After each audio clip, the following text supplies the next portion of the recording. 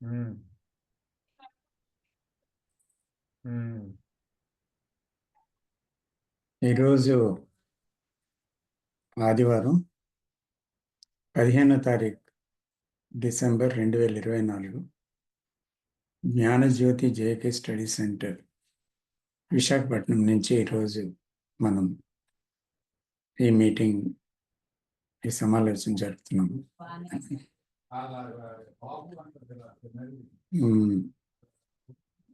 ఇదివరకు కూడా కొంతవరకు ఈ టాపిక్ని డీల్ చేసాం మనం. అయితే ఇది చాలా ముఖ్యమైన విషయంగా మనం గమనించవచ్చు. అందుకని తిరిగి ఒకసారి పునశ్చరణ మళ్ళీ మనం చేసుకోవాల్సిన అవసరం ఉంది.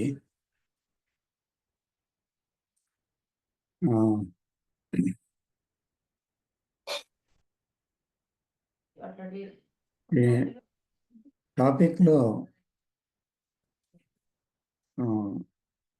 ఉండేటువంటి విషయము నిత్య జీవితంలో ఒక గందరగోళాన్ని సృష్టిస్తూ భారవంతమై మనలో స్పష్టతని కోల్పోయేటట్టుగా చేస్తూ ఉంది కనుక దీని యొక్క స్వరూప స్వభావాలు ఏంటో మనం లోతుగా చూడవలసిన అవసరం ఉందన్నమాట. ఈరోజు topic can the mind be free from occupation, అంటే మనస్సు విషయ సమన్వితమైన స్థితి, అంటే దేనితోనో ఒక దాంతో మనసు ఉండలేదు, దాని నుంచి స్వేచ్ఛను పొందగలదా అనేటువంటి ఒక విషయం అన్నమాట. ఇది ఈరోజు మనం చర్చించబోయే విషయము. మన డైలీ లైఫ్లో ఖాళీ లేకపోతే విరామం ఇదేది లేకుండా మనసు నిరంతరం ఏదో పనిలోనో, వినోదంలోనో, టీవీలోనో, లేకపోతే మొబైల్ ఫోన్లోనో, చింతనలోనో, ఆలోచనలోనో, వృధా ప్రసంగంలోనో, దేంట్లోనో ఒక దాంట్లో ఏదో ఒక వ్యాపకం కల్పించుకొని మరి ఒక దాని మీద మనసు ఆధారపడుతూ అంటిపెట్టుకుంటూ నిద్రలోనైనప్పటికీ, ఆలోచనలో మెలకుగా ఉన్న సమయంలో అయినప్పటికీ కూడా ఏదో ఒక చింతన జరుగుతూ ఉంది.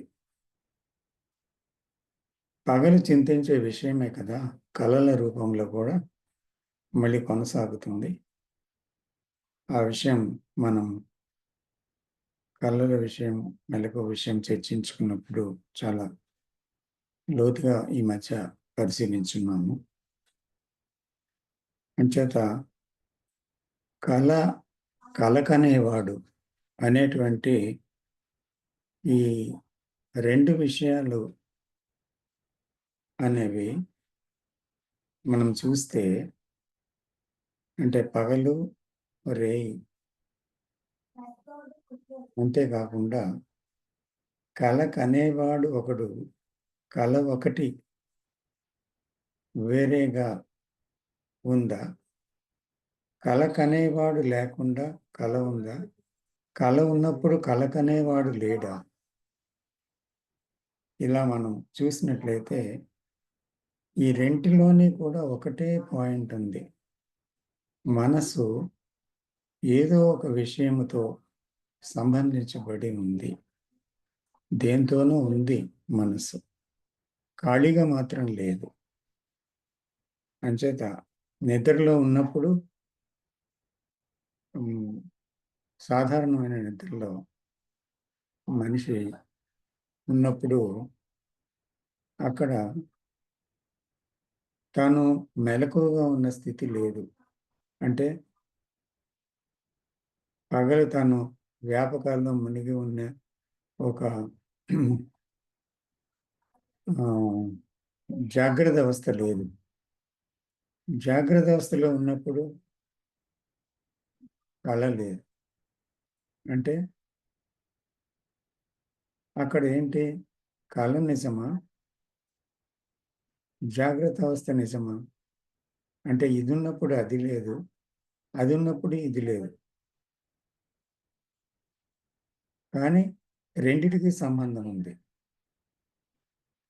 ఇది మనం లోతుగా చూసినట్లయితే రెండిట్లోనూ ఆలోచన అనేటువంటిది కామన్‌గా ఉంది. కాబట్టి ఏంటి ఆలోచన? ఎందుకది కొనసాగుతుంది? ఎందుకది నిమిషం నిమిషం కూడా ఉంటుంది? దీని నుంచి మనస్సుకి విముక్తి ఉందా అసలు? విడుదల ఉందా? అని చాలామంది ఏ అడుగుతున్న ప్రశ్న. ముఖ్యంగా ధ్యానాన్ని ప్రాక్టీస్ చేసే వాళ్ళకి ఇది మరీ మరీ వేధించే విషయంగా కనిపిస్తుంది. ఎందుకంటే మనసు నిశ్చలత కోసం ఏవో సాధనలు చేస్తారు. కానీ ఆ సాధనల్లో ముఖ్యంగా డిస్ట్రాక్షన్స్ ఉంటాయి. మనసు చెదిరిపోతుంటుంది. ఏదో ఒక ఆలోచనతో డిస్టర్బ్ అవుతుందన్నమాట. సో, కాబట్టి మళ్ళీ దాన్ని ధ్యానంలోకి తేడానికి తంటాలు పడ్డాం. ఈ యుద్ధమే ధ్యానంగా జరుగుతూ ఉంది. సందర్భం ఉంది. అందుకని వాళ్ళలో మరీ ముఖ్యంగా ఈ ప్రశ్న వేధిస్తూ ఉంటుందన్నమాట. ఇప్పుడు మనం ఎన్నో తప్పించుకునే మార్గాలు దీనికోసం వాడుకుంటాం. అంటే క్షణంని మర్చిపోదామని.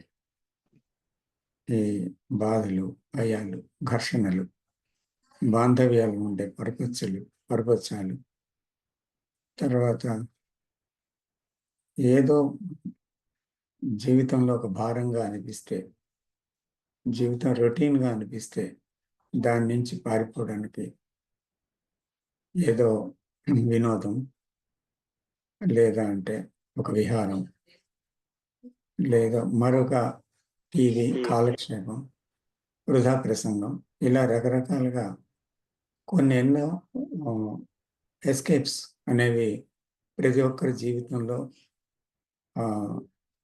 ఆ ఒంటరితనాన్ని భరించలేక పారిపోవడం జరుగుతూ ఉంటుంది. బోర్డమ్ ఉంది అక్కడ. సో, ఏంటి బోర్డమ్? అంటే ఈ విసుగు అనేది ఎందుకు కలుగుతుంది? మనసు ఎందుకు తన మట్టుకు తాను ఒంటరిగా ఏ ఆలోచనలు లేని స్థితిలో ఖాళీగా ఎందుకు ఉండలేకపోతుంది? అనేటువంటిది ఒక ప్రశ్నగా మిగిలిపోయిందనమాట. పోనీ అణిచివేద్దామని దాన్ని ఏదో రూపంలో దానికి శారీరకమైన ఇబ్బందులకి కొంతమంది సాధనలో గురి చేస్తారు. మనసు నియంత్రిస్తారు. అలాంటి నియంత్రణ ధోరణి మళ్ళీ ఏం చేస్తుందంటే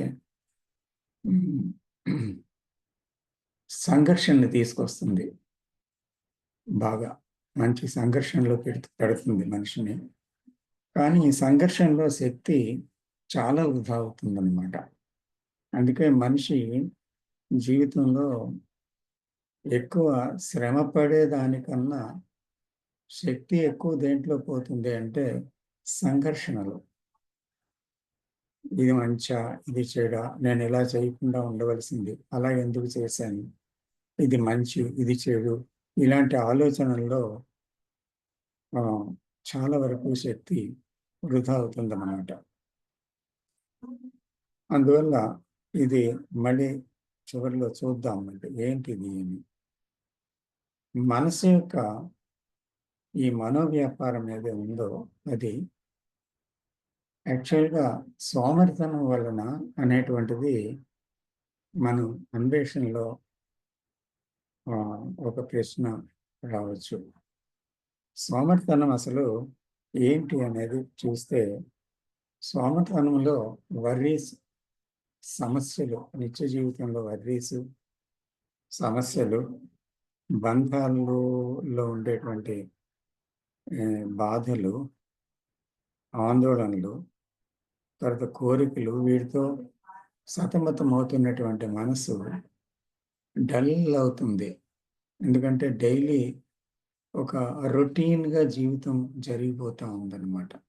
కోరికలు, భయాలు, సంఘర్షణలు, ఆందోళనలు, తర్వాత ఏవో భవిష్యత్ ఆలోచనలు, గతానికి సంబంధించిన జ్ఞాపకాలు, ఏదో ఒక రణగుణ ధ్వని మనసులో కంటిన్యూ అయిపోతుంది. సో, దీనివల్ల మనసు అలిసిపోతుంది. అలిసిపోయి అది ఆహ్, వెనువెంటనే తక్షణం ఇప్పుడు, ఇక్కడ అనేటువంటి దాన్ని చూడడానికి కావలసిన శక్తిని కోల్పోతుందన్నమాట. ఎందుకంటే అది దానివల్ల అది ఒక సోమరితనానికి అలవాటు పడిపోయింది.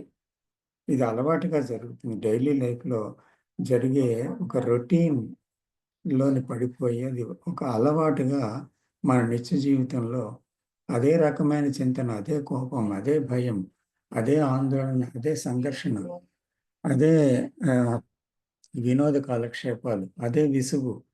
ఇలా ఒక రొటీన్‌గా లైఫు, ఏదో పని, ఏదో విశ్రాంతి, ఏదో ఒక రొటీన్ జీవితంలో చూస్తే మనం ఒక యంత్రంలాగా ఒక రొటీన్‌గా వెళ్ళిపోతుందనమాట. అదంతా యాంత్రిక జీవితం అయిపోయింది. ముఖ్యంగా ఆధునిక ప్రపంచంలో మరీ యాంత్రికం అయిపోయింది జీవితం. పెద్ద పట్టణాల్లో చూస్తే కూడా మరీ యాంత్రికం అయిపోయారు. అదే పాశ్చాత్య దేశాల్లో మరీ మరీ యాంత్రికం అయిపోయింది. సో, నిరంతరం ధన సంపాదన కోసము, తన కీర్తి ప్రతిష్టలు నిలబెట్టుకోవడం కోసము, పదవి మళ్ళీ కాపాడుకోవడం కోసము, తర్వాత జీవితాన్ని ఎలాగైనా, కుటుంబాన్ని ఉన్నత స్థితిలో నిలబెట్టడం కోసము, తర్వాత తనకి ఈ జీవితంలో లభించే సుఖాలన్నీ ఏవి మిస్ కాకుండా పొందడం కోసము, తర్వాత తన స్థిర చరాస్తులు కో మళ్ళీ ఏవో గడించినవి తరతరాలుగా వెనకాతల ఉండేటువంటి తరాలకి కూడా అది అందించాలి, నేను పోయిన అని ఒక తాపత్రయం. ఇలాగా ఒక యాంబిషన్ అనమాట. నిరంతరం ఏదో ఒక ambition, ambition, ambition, ambition. So, ఈ యాంబిషన్ అనేది మనసు నిరంతర వ్యాపకంలో ఉంచుతుంది కదా! ఎప్పుడు నిరంతరం వ్యాపకంలోనే ఉంచుతుంది. సో, అందుకని that is an occupied mind. Where there is an ambition, it is occupied. It is true only. If we examine our lives, not as a somebody has teached it, but the teaching is a pointer to which we can see into ourselves. That's why it is important to question whether something is being said. ఏదో ఒకటి చెప్తున్నప్పుడు మనము వింటున్నామా, చూస్తున్నామా అనేది చాలా ముఖ్యమనమాట. వింటున్నామా, చూస్తున్నామా. వినడం అంటే, ఆ వినడాన్ని ఇది చాలా బాగుందనో, బాగోలేదనో, లేకపోతే విన్న తర్వాత దీన్ని బాగా గుర్తుంచుకోవాలనో, దీన్ని మర్చిపోకూడదు జీవితంలో అని వినడం అన్నమాట. లేకపోతే దాన్ని ఖండించడానికో, ఒప్పుకోవడానికో వినడం. సో, ఈ విధంగా వినడం అంటే ఏంటి అంటే, that is also an accumulation process, and there is a choice in that listening.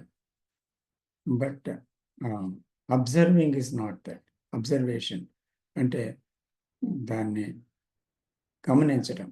గమనించడం అంటే ఒకటి విషయం మనం వింటున్నప్పుడు, ఇటువంటి గాఢమైన విషయాలు వింటున్నప్పుడు మరిన్ని మనం ఏమిటి, ఎక్కడ ఉన్నాం, ఏం జరుగుతుంది అనే విషయాన్ని గ్రహిస్తున్నామా? ఆ విషయం మనం మాట్లాడుకున్నప్పుడు అది కేవలం మన గురించి కానీ, అది ఏదో గుర్తుంచుకొని మనసులో జ్ఞాపకంగా మిగిల్చుకొని రాసుకోవడానికి కాదు. కానీ ఈ క్షణం మనం నిజంగా మనం ఆ స్థితిలోనే జీవితాన్ని కొనసాగిస్తున్నామా? ఇది ఇలాగే జరుగుతుందా? అనేది మనం చూసుకోవడానికనమాట. అంటే అది నిజంగా అవసరం. So, the observation is very, very important. ఆలకించడం ముఖ్యమే కాదు. ఆలకిస్తున్నప్పుడు ఆలకించిన విషయాల్లో మనం మన యొక్క స్వరూప చిత్రీకరణ ఎలా ఉంది? మనం ఏంటి అనేది మనల్ని మనం దర్శించుకోవడం అత్యంత ముఖ్యం అన్నమాట. తర్వాత మన మనస్సుని చూసినట్టయితే కండిషనింగ్స్ ఉన్నాయి మనలో. సో, అనేకమైన అంటే పరిమితుల్ని ఉన్నాయి మనలో. కొన్ని నిబద్ధతలున్నాయి. ఆ నిబద్ధతలన్నీ కూడా మనలో ఆహ్, కొన్ని కొన్ని అదే ప్రకారంగా పనిచేసేటట్టుగా ఆహ్, ఆ పనిలో ఒక యాంత్రికత్వాన్ని కూడా కల్పిస్తున్నాయి. కాబట్టి అవేంటి? ఆ నిబద్ధతలేంటి? ఆ కండిషనింగ్స్ ఏంటి? ఆ నమ్మకాలేంటి? లేదా అంటే ఆ రకంగా జీవించడం ఒక అలవాటుగా ఎందుకు మారింది?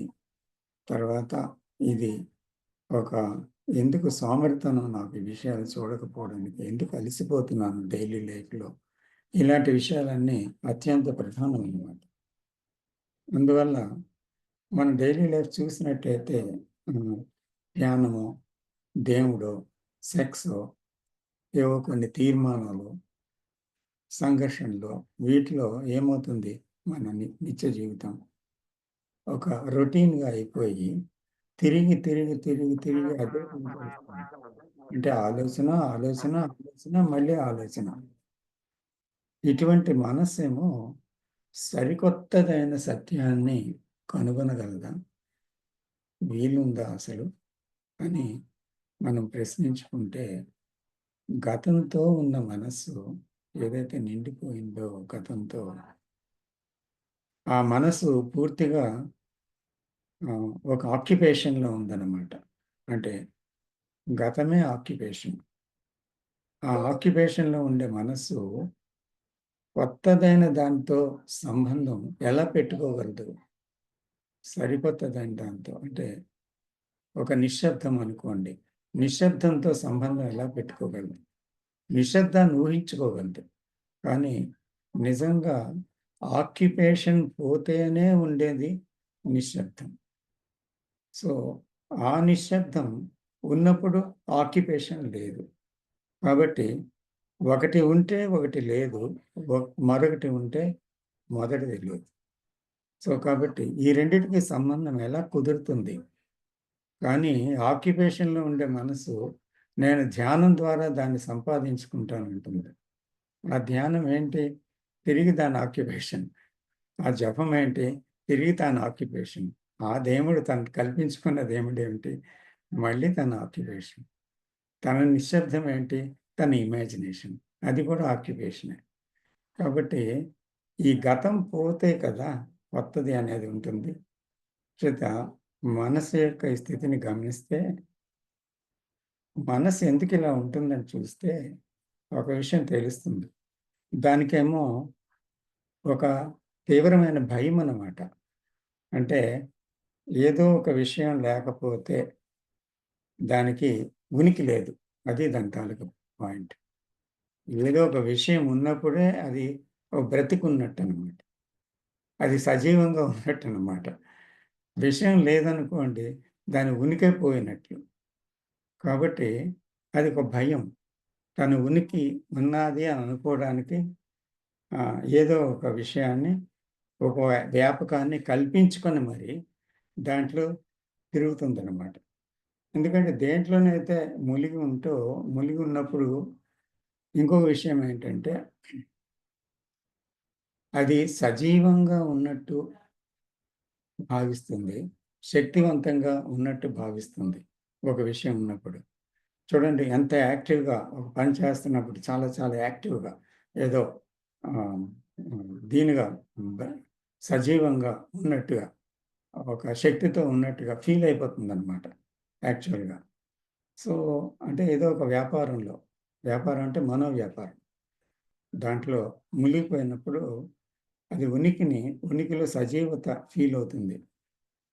దానివల్ల అసలు యాక్చువల్‌గా ఆహ్, తనకి మరణప్రాయం అన్నమాట. ఏది? ఆక్యుపేషన్ లేకపోయి ఖాళీగా ఉండడం మనసుకి మరణప్రాయమైనది. చేత ఇంకోటి ఈ మరణప్రాయాన్ని భరించలేక ఒక్కొక్కసారి ఎందుకంటే అది ఒక విషయంలో ఏకాగ్రతగా ఉందాము అనిపిస్తుంది ఒక్కొక్కసారి. ఏకాగ్రత కూడా ఆక్యుపేషనే కదా! మనం జాగ్రత్తగా చూస్తే. When one is concentrating on something, the something is the occupation. So, occupation కూడా ఒక వ్యాపకం. అది నేనుకి ఒక ప్రాముఖ్యత ఇస్తుంది. దేనికి కాన్సంట్రేట్ చేస్తున్నాము?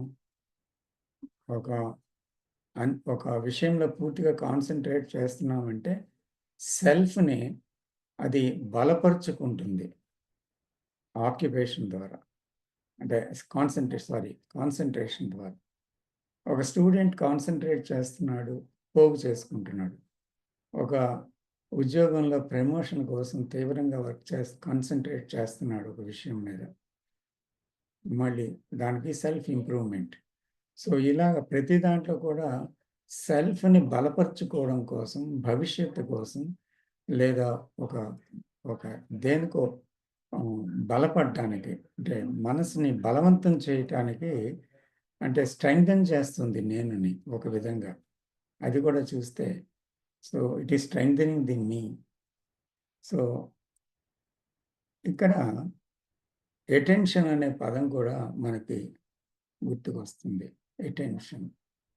సో, అటెన్షన్ అనేది అది ఒక మాట కాదు. సో, అటెన్షన్ అనేది ఆహ్, సంపూర్ణంగా శక్తి అంతా కూడా ఒక దగ్గర కేంద్రీకరణ అయ్యి ఉన్నటువంటి స్థితి అన్నమాట. అంటే మనసు, హృదయం, తన తాలూకా శరీరం, తన తాలూకా అణువణువు కూడా పూర్తిగా సమీకృతమై, ఏకంగా విచ్ఛిన్నమై స్థితి కాకుండా ఏకత్వ స్థితిలో ఒక సంపుటీకరణ అంత అంత తీవ్రంగా జరిగినటువంటి ఒక స్థితి. సో, దీంట్లో అక్కడ గత జ్ఞానం అనేది లేదు. నేను అనేది లేదు. కేంద్రము లేదు. ఆ నేను అనే కేంద్రం లేదు గనక, ఆ నేను యొక్క పరిధి కూడా లేదు. పరిధి అంటే తన చుట్టూ ఏర్పరచుకున్న ఒక బౌండరీ. అదే తన జ్ఞానం, తన గతం. అంచేత ఆ గతం యొక్క ఉనికే నేను యొక్క ఉనికి. నేను యొక్క ఉనికే గతం యొక్క ఉనికి. ఇది లేనప్పుడు అది లేదు. అది లేనప్పుడు ఇది లేదు. 2 ఒకసారే ఉంటాయి.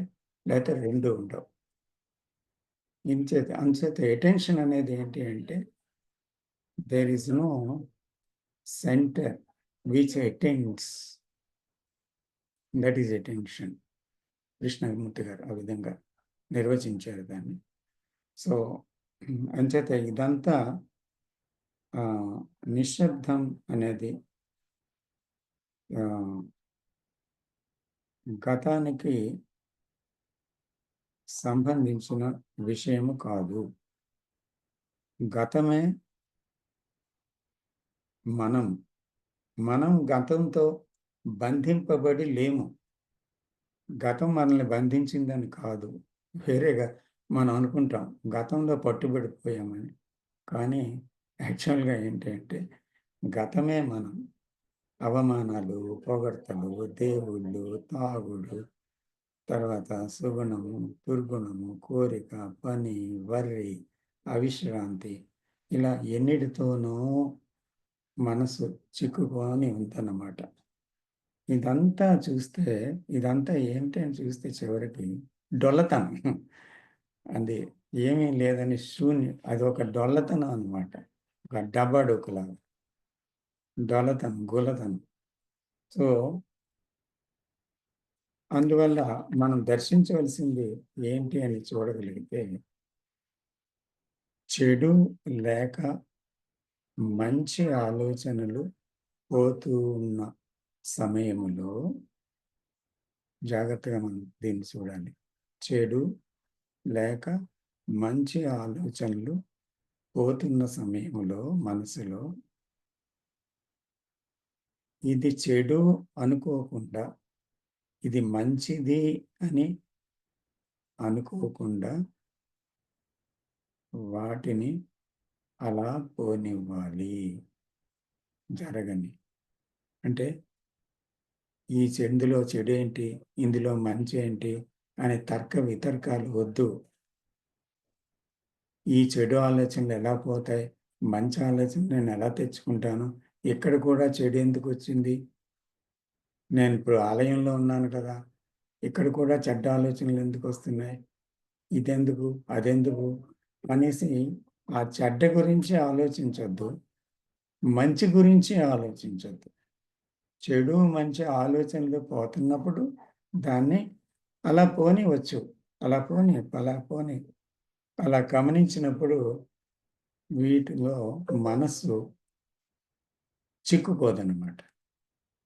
ఎప్పుడైతే చెడు గురించి ఆలోచిస్తున్నామో, చెడు అని పేరు పెట్టి దాని గురించి ఇలా ఉండకూడదని, ఇది ఉండాలని మంచి గురించి ఇలా ఆలోచిస్తుంటామో, అప్పుడు మనస్సు దాంతో సంబంధం పెట్టుకుంటుంది. ఆ సంబంధంలో ఆక్యుపేషన్ ఉంది. అంటే గతంతో మళ్ళీ తను జీవిస్తుంది. ఇది గాఢంగా గమనించామనుకోండి, మనసక్కడ నిశ్శబ్దం అవుతుంది. అంటే ఎక్కడ గాఢంగా గమనించాలి? మనసు తన ఆలోచనలలో గతము గతంతోనే పోతుంది. ఇందులో మంచిని గురించి ఉంది గతం, చెడు గురించి ఉంది.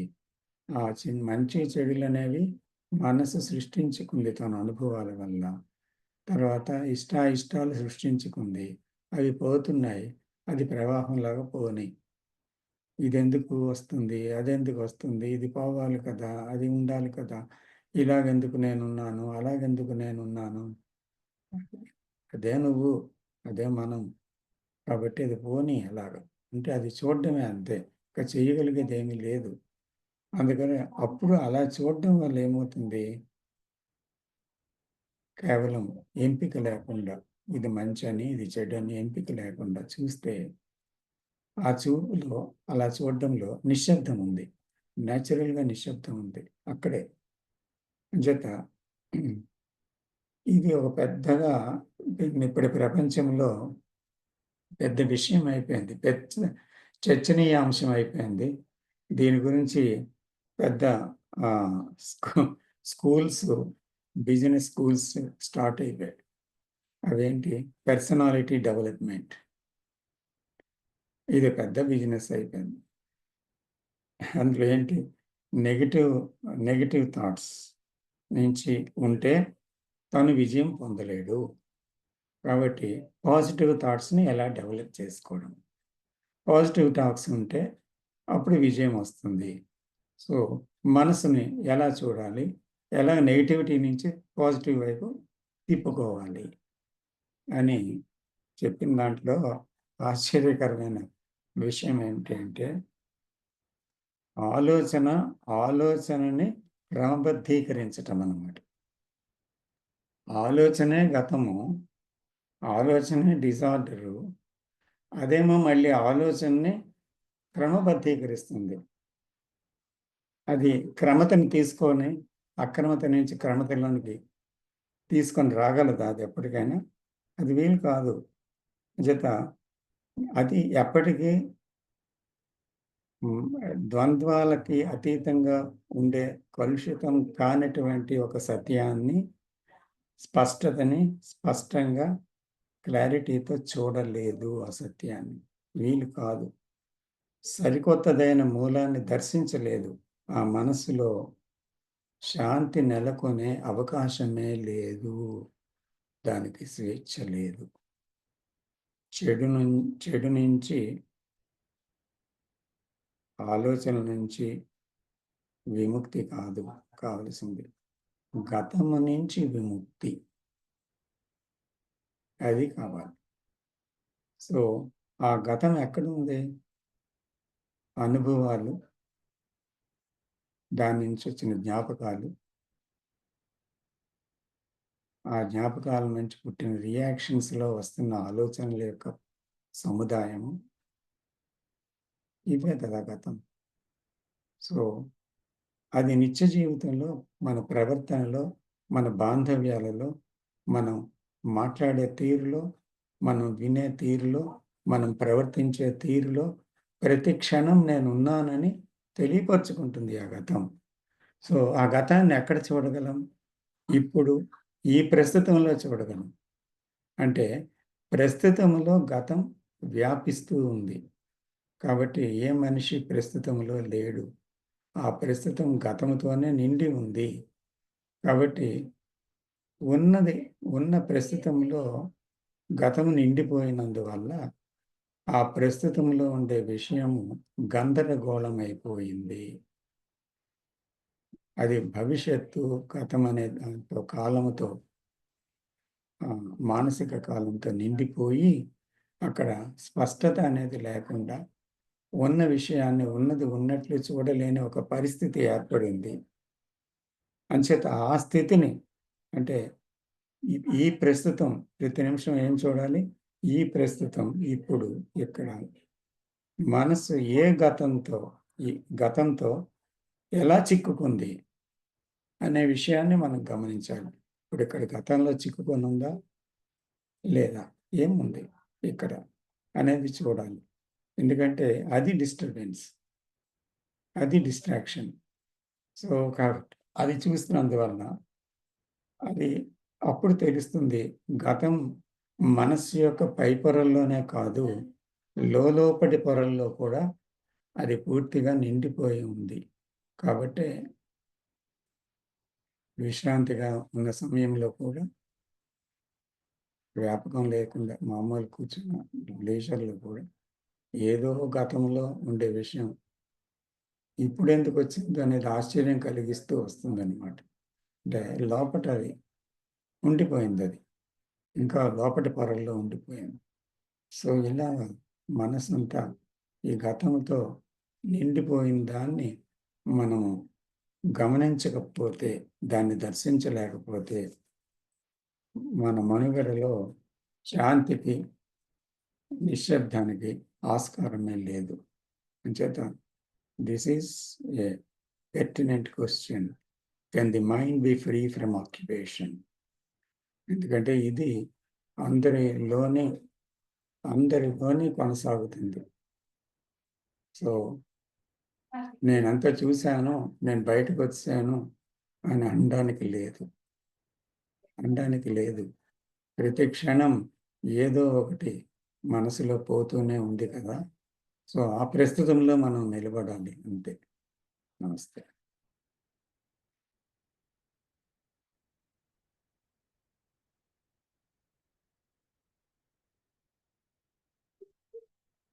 దయచేసి మాట్లాడొచ్చండి ఎవరైనా.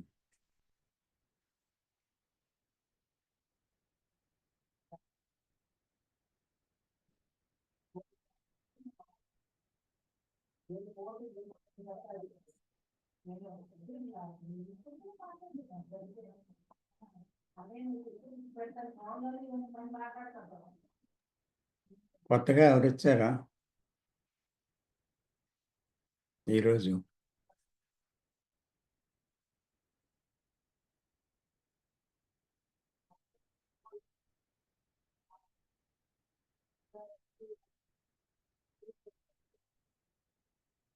శ్రీను అన్నాయన కొత్త వ్యక్తిగా యా సార్ సారీ సార్. ఆ! సరే. హాయ్ సార్, బాగున్నారా? బాగున్నాను. మీరు చెప్పండి. Welcome. Yes sir, thank you for invitation sir. So I didn't have any questions, but actually desire గురించి మాట్లాడాలనుకుంటున్నాను సార్. చెప్పండి. డిజైర్ అనేది అవసరమా? లేకపోతే డిజైర్‌ని ఏర్పాటు చేసుకొని అదే లక్ష్యాన్ని మనం చేరుకోవాలా? లేకపోతే దానికి మామూలుగా చేరుకోవచ్చా? లక్ష్యాన్ని మైండ్‌లో పెట్టుకొని చేరుకోవాలా? లేకపోతే జనరల్‌గా దాన్ని మనం అచీవ్ అవ్వచ్చా అనేది నా క్వెషన్ సార్. మీరంటారు కదా సార్! అంటే మైండ్‌లో పెట్టుకోకుండా రీచ్ అవ్వాలని. ఉమ్. సో, డిజైర్‌ని మైండ్‌లో పెట్టుకొని ఓకే. అది నేను అవ్వాలి అనే లక్ష్యంతో దాన్ని చేరుకోవాలా? లేకపోతే జనరల్‌గానే దాన్ని అచీవ్ అవ్వాలా అని. అప్పుడు నేనులో డిజైర్ ఉంటది కదా సార్! అవును. ఇప్పుడు నేనిది కావాలి అనుకున్నప్పుడు నేను అనేది దానికి అనుగుణంగా బిల్డ్ అవుతది కదా! ఉమ్, ఉమ్, సో, అప్పుడు నేను అనేది ఇంకా ఇదంతా పోయినట్టే కదండీ! అలా ఆ విధంగా రీచ్ అయితే లక్ష్యాన్ని. ఉమ్. అందులో ఒక స్వార్థము అన్నీ ఉంటాయి కదా! పోనీ అవన్నీ లేనప్పుడు రీచ్ అవ్వడం కూడా కష్టమైతది కదా! సో, అది నాకు పెద్ద క్వెషన్ సార్. ఓకే. ఇది చాలా మంది క్వశ్చనే. మొన్న నా దగ్గరికి హైదరాబాద్ నుంచి ఒక సార్. కొరియోగ్రాఫర్ వచ్చారు ఓకే సార్. ఈ విషయం చర్చించడానికి. సో హ్మ్. ఈ want to become a director okay sir. In the cine field. Yeah! Sir. So and అదే వేదన అనమాట. నిరంతరం ఆయన వేదన ఏంటి అంటే తను ఇది అవ్వాలి, ఇది అవ్వాలి, ఇది అవ్వాలి. అవును సార్. అంబిషన్. యెస్. రైట్. అంటే ఫ్యూచర్ గురించి ఎక్కువగా ఆలోచిస్తున్నారు ఆయన. సో అయితే డిజైర్ అవసరమా? ఒక లక్ష్యాన్ని చేరడంలో ఒక లక్ష్యం అనేది జీవితంలో అవసరమా? ఆ లక్ష్యం అనేది లేకపోతే ఆ మనిషి జీవితం వృధానా? ఎందుకు లక్ష్యాలు పెట్టుకుంటున్నాడు మనిషి? ఎందుకు ఆ లక్ష్యాల్ని సాధించాలనుకుంటున్నాడు? ఆ సాధించే క్రమంలో ఎందుకు ప్రయత్నంలో పడుతున్నాడు? ఆ ప్రయత్నంలో సంఘర్షణ ఎందుకు లోనవుతున్నాడు? ప్రయత్నంలో సంఘర్షణ తప్పకుండా ఉంది. మళ్ళీ ఒక ఫ్రస్ట్రేషన్ ఎందుకు ఫీల్ అవుతున్నాడు? ఎందుకు కంపారిజన్ వస్తుంది ఇతరులతో? అసూయ పుడుతుంది వాళ్ళ మీద. ద్వేషం పుడుతుంది తనకన్నా పైవారి మీద. తను కొంచెం అధికుడు అవుతున్నప్పుడు, ఓహో! నేను చాలా గొప్ప స్థితిని పొందుతున్నాను అనేటువంటి ఒక గర్వం అతనిలో ఈగోయిజం ఎందుకు పెరుగుతుంది? ఎందుకు ఒక ఫెయిల్యూర్ వస్తే తనకి కుంగిపోతున్నాడు? సో, ఇదంతా ఆ గమ్యములో ఉంది. ఈ గమ్యమే కాదు. నేను గొప్ప ధ్యానపరుడినే అవ్వాలి, నేను ఎన్‌లైటన్ అవ్వాలి అనుకునేవాడు కూడా ఇలాంటి పరిస్థితుల్లోనే ఉన్నాడు. నేను దేవుణ్ణి చూడాలి, దేవుణ్ణి పొందాలి అనుకునేవాడు. నేను జ్ఞానిని అవ్వాలని అనుకున్నవాడు. ఇలాగా ఒక లక్ష్యం ఎందుకు అసలు జీవితంలో? లక్ష్యం లేకపోతే జీవితంలో బ్రతకలేమా? లక్ష్యం దేన్ని లక్ష్యం అసలు ఎందుకు పెట్టుకుంటుంది మనస్సు? ఒక అంత్యాన్ని ఇది చేరుకోవాలి అనేటువంటి అంత్యాన్ని, గోల్‌ని మనస్సు ఎందుకు పెట్టుకుంటుంది? నేను దుర్గుణాల్లో ఉన్నాను. నేను సుగుణవంతుడిని కావాలి అనే లక్ష్యం ఎందుకు పెట్టుకుంటుంది? నేను పరాకాష్ఠకు చేరాలి జీవితంలో. జీవితం మళ్ళీ ఆహ్, ఏది వ్యర్థం కాకూడదు. జీవితం చాలా అర్థవంతమైన స్థితిలో నేను జీవించాలి అనే లక్ష్యం ఎందుకు పెట్టుకుంటుంది? సో, ఈ నేను కోటీశ్వరునవ్వాలి అని లక్ష్యం ఎందుకు పెట్టుకుంటుంది? నేను పదవి నేను ఒక గొప్ప నాయకుడిగా అయిపోయి పెద్ద మినిస్టర్‌ని అవ్వాలని ఎందుకు కోరుకుంటుంది? ఒక లక్ష్యం సాధించిన తర్వాత ఒక గుమస్తా ఉద్యోగాన్ని సాధించిన తర్వాత అందులో బాస్ అవ్వాలనే లక్ష్యం ఎందుకు పెట్టుకుంటుంది? సో, ఈ విధంగా మనం చూసినట్టయితే ఆ లక్ష్యం సాధనలో యాంబిషన్ అనేది పడగ విప్పి ఉంది. సో, కాబట్టి మనిషి జీవితాన్ని ప్రేమించినట్లయితే తన తాలూకా పనిని ప్రేమించినట్లయితే, తన తాలూకా చర్యల్ని చూస్తూ దాన్ని అవగాహన చేసుకోగలిగితే ప్రయత్నరహిత జీవితం అనేది ఒకటి సాక్షాత్కరిస్తుంది అతనిలో. ఎందుకంటే ప్రయత్నంతోటే సర్వము జరుగుతున్నాయని అనుకుంటుంది మనస్సు. ఎందుకు తెలుసునా? అంటే ఒక ప్రయత్నంతో నడవటం వల్లే కదా ఆ గమ్యానికి వెళ్ళాం మనం. నడక లేకపోతే మన ఇంటికి మనం చేరుకోగలమా? మనము ఈ ఫైల్‌ని ఇలా పని చేయకపోతే ఆ ఫైల్ పూర్తవుతుందా? సో, కాబట్టి పని చేస్తూ కష్టపడితేనే, స్ట్రగుల్ అయితేనే, దాని గురించి ఏదో ఒకటి చేస్తేనే అని ఫిజికల్ వరల్డ్‌లో ఒక ఇంజినీరింగ్ ప్లాన్ అమలు చేయటం, లేదా మరొకటి చేయడం, చేయడంలోనే కన్‌స్ట్రక్షన్ పూర్తయింది. ఇలాగేంటంటే ప్రతీది కూడా ఒక దీంతో మనం ఆలోచనతో, మనం ఒక దీంతో ప్రణాళికతో ఆ పని చెయ్యాలి అంటూ ఒక నిబద్ధతకి, ఒక కండిషనింగ్‌కి లోనైంది ఫిజికల్‌గా. I mean this technological world, సాంకేతిక రంగంలో. ఇదే తీసుకొచ్చి మానసిక రంగంలో మనసు ప్రవేశపెట్టింది. పెట్టి నేనిలాగ ఆలోచించి ఆ గమ్యాన్ని పెట్టుకుంటేనే నేనేదైనా జీవితంలో సాధిస్తాను అని ఒక ఈగో పెట్టుకుందనమాట. ఆ సాధించడంలో దానికి ఆనందం అన్నమాట. ఫుల్‌ఫిల్‌మెంట్ లేతే frustration. So, where there is a desire for fulfilment, definitely there is frustration. దాని వెనకాతలే ఉంది.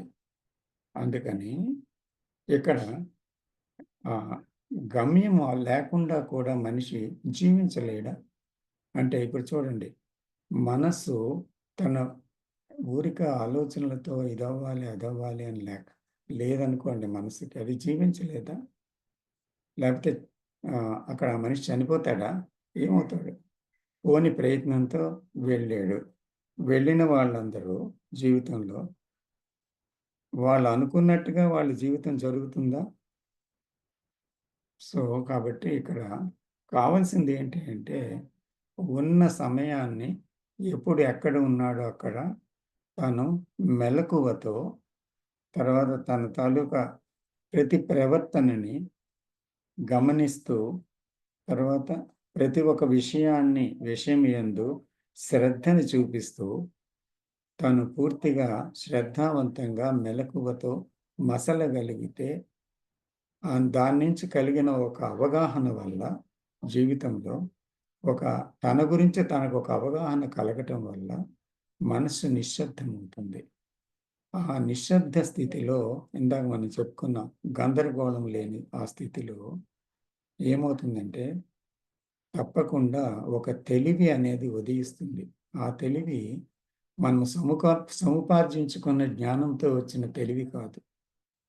ఆ తెలివి నడిపిస్తుంది. ఆ తెలివే ఆలోచనని అప్పుడు వాడుతుంది. ఆలోచన వాడే తెలివి ఒకటి. ఆలోచనని వాడుకున్న తెలివి ఒకటి.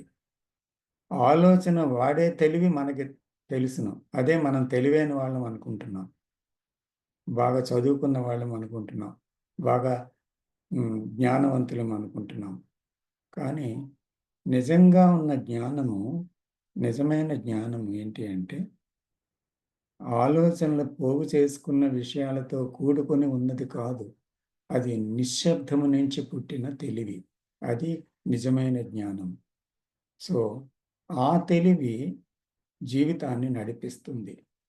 ఆ తెలివి ఎక్కడుందో, ఆ తెలివి ఆ యొక్క జీవితంలో ఉన్నప్పుడు ఆ మనిషిలో ప్రశాంతత, నిశ్శబ్దం జీవితంలో ఉండి తన తన తాలూకా ఒక బ్రతుకు తెరువు అనేది ఉంది కదా!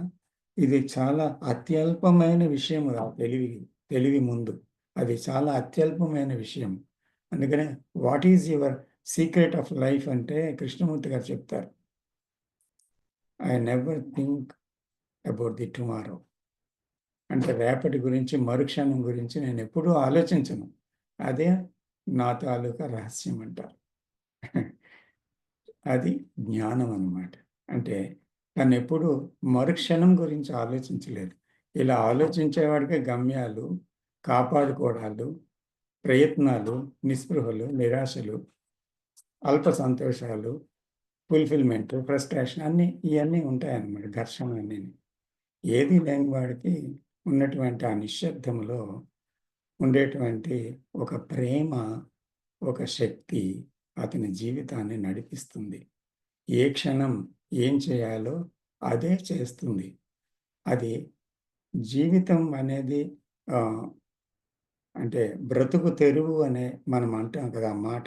ఆ మాటకి, డబ్బుకి అన్నిటికీ ముడిపెడతాం. ఆ బ్రతుకు తెరువు అనేది ఈ తెలివికి అత్యల్ప విషయం. అది ఒక డెసిమల్ పాయింట్ అది. చాలా చిన్న విషయం అది బ్రతుకు తెరువు అనేది. ఎందుకంటే అతని బ్రతుకు తెరువు గురించి ఆలోచించని తెలివేది. సో, ఆ తెలివి ఎంటర్ అయిన తర్వాత ఒక గమ్మత్తు జరుగుతుందనమాట. సో, మనిషి వదులుకోవడానికి ఏది సిద్ధంగా లేడు గనక, అతను అందులో ప్రవేశించక ఈ భయంతోనే వస్తుంది ఈ గమ్యం, కోరికలు, తర్వాత యాంబిషన్ ఇవన్నీ. So, that is why we have to see very deeply how the mind is working. Until then, we cannot be free from that.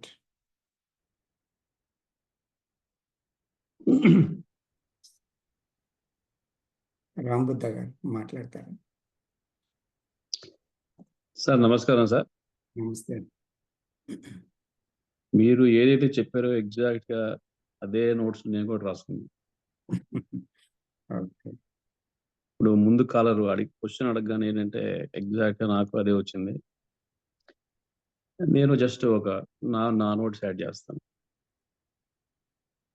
ఈ భూమి మీద పుట్టిన ప్రతి మనిషికి మనకు కావలసినట్టు జీవించే అధికారం మనకుంది. అది లక్ష్యంతో జీవిస్తామా, లేకపోతే వేరే విధంగా జీవిస్తామా, ఒక యోగిలా జీవిస్తామా, ఈ గత 10-20 వేల సంవత్సరాల్లో రకరకాల మనుషులు వచ్చారు మనలాంటి వాళ్ళు కూడా వాళ్ళ జీవిత మార్గాలను ఎంచుకున్నారు. కొంతమంది యోగులు అయ్యారు, కొంతమంది సైంటిస్టులు అయ్యారు, కొంతమంది పెద్ద పెద్ద ఎంపరర్లు అయ్యారు. లక్ష్యంతో జీవించాలా లేదా అనేది వాళ్ళకి ఎవరికి చెప్పలేదు. ఎవరికి ఎలా కావస్తే అలా జీవించారు. ఈ క్వశ్చన్ ఏంటంటే ఇంపార్టెంట్ క్వశ్చన్. మీరు చెప్పిన 2 రకాల తెలివి ఉన్నాయి. ఎందుకంటే మనం ఒకసారి అనుకున్నాం, తెలివైన మనిషి, తెలివైన మనసున్న మనిషి, ప్రేమతో నిండిన మనిషి. ప్రేమతో నిండిన మనిషికి మీరు ఆల్రెడీ క్రిస్టల్ క్లియర్‌గా ఎగ్జాంపుల్ ఇచ్చారు. ప్రేమతో నిండిన మనిషి అంటే నిశ్శబ్దంతో నిండిన జ్ఞానం కలిగిన మనిషి. వాడికేంటంటే ఈ దారిలో వెళ్తే నేను రీచ్ అవుతానా లేదా, నాకు పేరు ప్రఖ్యాతులు వస్తాయా లేదా, నాకు గుర్తింపు ఉంటదా లేదా, ఇలాంటి ఆలోచన ఏమాత్రం ఉండదు. ఆ కోవకి చెందిన మనిషి మన జేకే. బతుకు తెరువు గురించి వాళ్ళు ఆలోచించరు. ఎందుకంటే జీవితం అలా నడుస్తూ ఉంటుంది. మనం ఇచ్చే కాంప్లిమెంట్స్, సర్టిఫికేట్‌లను బట్టి వాళ్ళ జీవితాలు ఉంటాయి. ఆ నిశ్శబ్దంలోంచి వచ్చిన జ్ఞానం యొక్క పవర్ అది. ఆ కోవలోకే మనం రకరకాలు చూస్తాం. రమణ మహర్షి, బుద్ధుడు వీళ్ళంతా ఈ మార్గంలో వెళ్ళారు. రైట్ రాంగ్ అని చెప్పలేదు. సో, ఇతని క్వశ్చన్‌కి ఏంటంటే, సార్ ఇది మీ ఇష్టం. ఏవి సాధించాలనుకున్నారు, ఎక్కడికి వెళ్దాం అనుకున్నారు ఏంటంటే, it's all depends on you. తెలివైన మనిషి, ప్రేమతో నిండిన మనిషి. That is very my explanation and understanding. Sir coming to the original topic, mind occupation. Mind occupation ఏంటంటే, ఫస్ట్ టైం నాకు ఇది కొన్ని సంవత్సరాల క్రితం ఈ సోషల్ మీడియా బాగా పాపులర్ అవుతున్న టైంలో ఎప్పుడు నా పక్కన ఎవరో ట్రావెల్ చేస్తున్నప్పుడు ఒక మనిషి, ఒక అమ్మాయి కూర్చుంది. 1.5 అవర్ ఫ్లైట్‌లో 23 సార్లు ఇంచుమించు ఒక వీడియో ఆన్ చేసి, ఆ వీడియోలో పోస్టులు పెట్టి, ఒక 50 టైమ్స్ చాట్ చేసి కంటిన్యూయస్‌గా నడుస్తుందన్నమాట. ఆ ఇన్సిడెంట్‌తో ఏంటంటే నాకు కొంచెం ఇంట్రెస్ట్ కలిగింది. What is that she wants to project to the world. వెంటనే వీడియోలు పోస్ట్ చేయాలి. వెంటనే గ్రూప్‌లో ఏదో షేర్ చేయాలి. వెంటనే మెసేజ్ పెట్టాలి. ఆ బేసిక్‌గా ఏంటంటే ఈ మైండ్ చాటరింగ్ ఆక్యుపేషన్ ఏంటంటే purely because of fear or non recognising. అంటే నేను ఇది చేయకపోతే నన్ను వదిలివేయబడతారు ప్రపంచంలో. కాబట్టి నేను ఏదో చెయ్యాలి. కంటిన్యూయస్‌గా ఎంగేజ్ అయ్యి ఉండాలి అని ఆ భయం ఏంటంటే కనిపిస్తుంది. బేసిక్‌గా ఇప్పుడు సోషల్ మీడియాలో కూడా నిజంగా ఎంత అవసరం ఉందనేది మనకు తెలీదు. వాళ్ళు 10 పెడతారు. మనం 20 పెడతాం. కంటిన్యూయస్‌గా అవుతా ఉంటది. That is also fear of emptiness. నేను యాక్టివ్‌గా లేకపోతే నేను ఇగ్నోర్ చేయబడతాను అనేది ఒక ముఖ్యమైన రోలు ప్లేస్ అవుతుంది సార్. సో, ఆక్యుపేషన్, చాటరింగ్ మీరు ఆల్రెడీ చెప్పారు నేను గుసగుసలు. మనసు యొక్క వ్యాపారం. మంచి వర్డ్ పట్టారు మీరు. మనసు యొక్క వ్యాపారం అని. సో, గుసగుసలు. తర్వాత కమింగ్ ఇంకోటి సార్ నేను చూసేదేంటంటే mind is the most powerful tool we all are given. By nature మనకొచ్చిందది. ఎంత పవర్‌ఫుల్ టూల్ అంటే అది, దాన్ని సరిగ్గా వాడుకుంటే కాన్‌ఫ్లిక్ట్ లేకుండా, డివిజన్ లేకుండా బతికే అవకాశం మనకుంది. Whatever time. దాన్ని మిస్‌యూజ్ చేసామంటే ఏంటంటే చాలా ప్రాబ్లమ్స్ అవుతాయి. ఎందుకంటే ఆ టూల్ కూడా రకరకాల ఫంక్షన్‌తో వచ్చింది. మోస్ట్ పవర్‌ఫుల్ టూల్ ఏమొచ్చింది? Perception, memory, thought, emotion, attention, decision making and అక్కడున్న ఎన్విరాన్మెంట్‌కి అనుగుణంగా మలుచుకోగలిగినంత పవర్ ఆ మైండ్‌కుంది. మీరిక్కడున్నారు ఇలా మాట్లాడుతున్నారు. ఆఫ్రికా ఎళ్తే అక్కడ ఇంకోలా ఉంటది. మిడిల్ ఈస్ట్ ఎళ్తే ఒకలా ఉంటది. ఆ ఉన్న ఎన్వైరన్‌మెంట్ బట్టి వాళ్ళ ఆలోచనలు, జీవన విధానాలు ఆ మైండ్ అలా అడాప్ట్ చేసుకుంది. ఇప్పుడు యుద్ధాలు జరిగిన చోటుకెళ్ళామనుకోండి, లైఫ్ చాలా హారిబుల్‌గా ఉంటది. ఒక్క రోజు స్పెండ్ చేయడం కూడా కష్టం అక్కడ. ఎందుకంటే మనం ఏ రోజు ఎప్పుడు పోతామో తెలీదు. తినడానికి తిండి ఉండదు, ప్లేస్ ఉండదు. సో, ఏంటంటే ఆ ఎన్వైరన్మెంట్స్‌కి అనుకూలంగా మనం అడాప్ట్ అవ్వడానికి మన మైండ్‌లు కూడా అలా ట్యూన్ అవుతాయి. ఇంకోటేంటంటే ఇంత పవర్‌ఫుల్ టూల్ ఉన్నా గాని జేకే పదే పదే మనకు ఒక మాట చెప్పారు.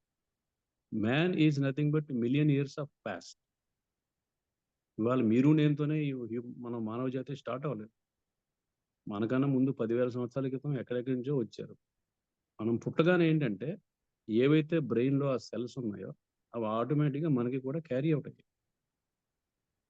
సడెన్‌గా ఇప్పుడు ఇవాళ ఎంప్టీ చేసేస్తానంటే కుదరదు. ఎందుకంటే అందులో కూడా మెమరీ, నాలెడ్జ్ అన్నీ స్టోర్ అయ్యి ఉన్నాయి. దాని నుంచి మనం సడెన్‌గా బయటపడడం అంటే ఏంటంటే కష్టం. So, can the mind be free of occupation?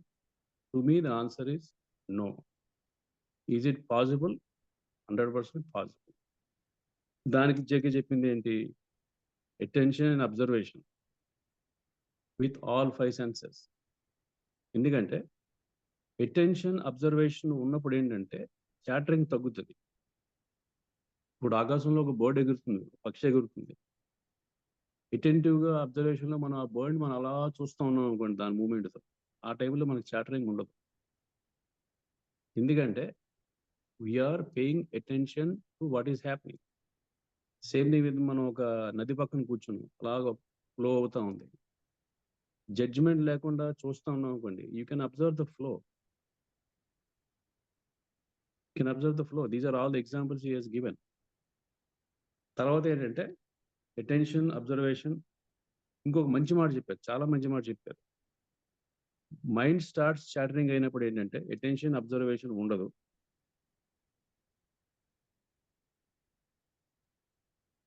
Observe passing moments. ఇది ఆల్రెడీ మనం డిస్కస్ చేసుకున్నాం. Observation, attention. This is the same thing repeatedly చేయండి. మరి ఇప్పుడు ఇదే టాపిక్‌లో మెడిటేషన్ కూడా చెప్పారు. ఎంతవరకు మనం దీన్ని కామ్ చేస్తాం ఆక్యుపేషన్ లేకుండా? మెడిటేషన్ అనేది మనం మేబీ రోజుకు కొంచెం అరగంటో, గంటో చేస్తూ ఉంటాం. You cannot completely come from occupation. అందువల్ల ఏంటంటే రియల్ లైఫ్‌లో, ప్రాక్టికల్ లైఫ్‌లో మన జీవితాల్లో వీలైనంత వరకు ఎందుకంటే మనం ఎప్పుడైతే మన థాట్ ఎంటర్ అయిందో it will take lot of energy out of our thinking process. అందువల్ల ఏంటంటే ఏదైతే అవసరం లేదో దాన్ని మనం తగ్గించుకోవాలి. కంప్లీట్‌గా జీరో చేయడం అయితే పాసిబుల్ కాదు. 100 ఆలోచనల బదులు 10 ఆలోచనలు. 10-5. సో, ఇలాగ మనం తగ్గించుకోవడం వల్ల ఎలా తగ్గించుకుంటాం? నేను అనేది మనం తీసేయాలి. నేను అనే సెంటర్ నుంచి వచ్చిన ప్రతి చూపు ఒక ఆలోచన. అది తీయగలిగితే ఏమవుద్దంటే చాలా మట్టుకు ఏంటంటే ఫిల్టర్ అయిపోతాయి. ఎందుకంటే మన ఇంపార్టెన్స్ బట్టే ఉంటదంతా. నేను చేసే పనులు, నా పదవి అవి తీసుకున్నప్పుడు ఏంటంటే ఫిల్టర్ అయిపోతాయి. ఫిల్టర్ అయినప్పుడు ఏంటంటే మీకు ఆ నిశ్శబ్దం పెరిగినప్పుడు ఏంటంటే ఎనర్జీ లెవెల్స్ పెరిగినప్పుడు ఏంటంటే యూ ఫీల్ గుడ్. ఇప్పుడు ఆల్రెడీ ఒక తెల్ల కాగితం తీసుకోండి, కంప్లీట్గా రాసేసి ఉన్నాయి ఎక్స్ట్రాలు, దానివల్ల యూజ్ ఏంటి? ఒక కుండ ఉందనుకోండి, కుండలో కంప్లీట్గా వాటర్ నిండిపోయింది, దానివల్ల యూజ్ ఏంటి? Same thing with brain. కంప్లీట్గా నిండిపోయిన బ్రెయిన్ ఏంటంటే ఏది క్లియర్గా చూడలేదు. That is what is that is true. అందువల్ల ఏంటి, వీలైనంత వరకు మనం ఎంటీగా ఉంచుకుంటే, వీలైనంత వరకు అప్పుడు మాత్రమే మనం క్లియర్గా చూడగలుగుతాం. ఇది personal experience. So that's what I want to share. Thank you very much. Thank you sir. Thank you అండి.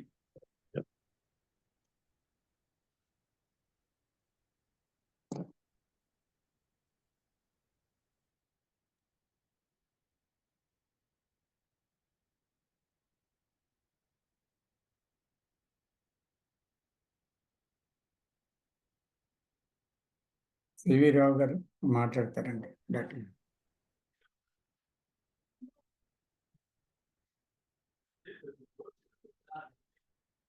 అందరికీ నమస్కారం అండి. మైండ్ ఆక్యుపైజేషన్ గురించి ఇవాళ మంచి చర్చ. ఎందుకంటే ఇంటా బయట కాదు, మనసు లోపల బయట కూడా ప్రపంచం అంతా కూడా ఆక్యుపేషన్తో నిండిపడి ఉంది. ఇంతకుముందు రామకృష్ణ గారు చెప్పినట్టు మనిషి ఏదో ఒక విషయం మీద ఆక్యుపై అయితేనే బతుకున్నట్లు లెక్క అనేటువంటి అభిప్రాయంతో మనసు ఎప్పుడు ఉవ్విళ్ళూరుతూ ఉంటుంది. ఆయన చాలా చక్కగా చెప్పారు ఆ విషయం.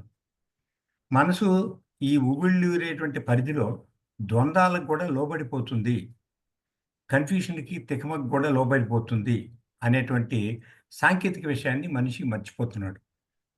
ఏదో ఒక ఆలోచనతో దాన్ని మనసు నింపుకుంటా ఉన్నాడు. ఎలాంటి ఆలోచనలు మనకు వస్తాయి అనేది మనకి ఇంపార్టెంట్ విషయం. రాంబుద్ధ గారు చెప్పినట్టుగా శాంతం మొత్తం ఆలోచనల్ని తుడిచివేయటానికి తగ్గ అవకాశం లేదు. ఎందుకంటే లోపల పరిస్థితిని అయితే మెడిటేషన్ చేసి కాస్త శూన్యంలోకో షణ్ముఖ ముద్రలోకో తీసుకెళ్ళి యోగ నిద్రలోకి పోయి ప్రశాంతపడవచ్చు, ఒక పిల్లవాడిని జోలపాడి కాసేపు నిద్రపుచ్చినట్టుగా. కానీ బయట పరిస్థితులు ఇప్పుడు కూడా మనిషిని మనసుని డామినేట్ చేస్తున్నాయి.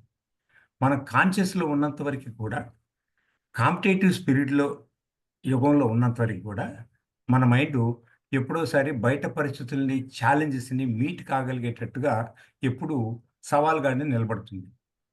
ఇది ఈ మధ్య కాలంలో, ఈ వర్తమాన కాలంలో మనం పోల్చుకుంటే యువకులకే కాదు, మధ్య వయస్కులకే కాదు, పెద్ద వయసు వాళ్ళు కూడా అదే చేస్తున్నారు. అందుకనే వాళ్ళు రిటైర్ అయిపోయిన తర్వాత కూడా వాళ్ళ తాలూకు వృత్తి రంగంలో మళ్ళీ ఇన్వాల్వ్మెంట్ అయిపోయి ఎక్కడో చోట ప్రైవేట్గా చేస్తున్నారు. అంటే ఏంటి, ఏదో ఒక వ్యాపకం ఉండాలి, వ్యాపకం ఉండకపోతే మనసు బాధపడిపోతుంది, డిప్రెషన్ అయిపోతుంది అనే ఉద్దేశం అనేది మనిషికి ఉంటుంది. అసలు మైండ్ పూర్తిగా ఆక్యుపై అవ్వటం అనే విషయం సబబేనా? అది రీజనబులేనా? అందరికీ ఆక్యుపై ఉంటే మరి అటెన్షన్‌లో పవర్ మనకు తగ్గుతుంది కదా! గ్రాస్పింగ్‌లో పవర్ మనకు తగ్గుతుంది కదా! జేకే గారి ప్రసంగాల్లో, ఆయన వ్యక్తిత్వ సంభాషణలో మనకు తెలిసిన విషయం ఏంటంటే, పూర్తిగా ఆక్యుపై కాబడి ఎదుటి పరిస్థితుల్ని గమనించలేనటువంటి స్థితిలో గన మనం ఉండేటట్లయితే మన ఎనర్జీ లెవెల్స్ చాలా పడిపోతాయి అని చెప్పాడు. ఆక్యుపై అవ్వటం అంటే మనం బిజీగా ఉంటాం అని మనం చెప్పుకుంటున్నాం మనం. ఇవాళ రోజుల్లో బిజీ అనే పదం ఒక కంపెనీ సీఈఓ దగ్గర నుంచి నార్మల్ ఉద్యోగి వరకు కూడా, నిరుద్యోగి వరకు కూడా ఉంది బిజీగా ఉంటాం. ఎవరైనా సరే బిజీగా ఉన్నాను అంటాడు అంతే. ఏమన్నా చేస్తున్నామంటే ఏమీ చేయలేకపోతే, చేయలేకుండా ఖాళీగా ఉంటున్నారని అనుకుంటారేమో అనుకోని, ఏం చేస్తున్నావు నువ్వు అంటే రియల్ ఎస్టేట్ చేస్తున్నాను అంటాడు. అది తేలికైన పదం అనమాట. ఎప్పుడు అవకాశం దొరికితే అప్పుడు రియల్ ఎస్టేట్ చేయొచ్చని.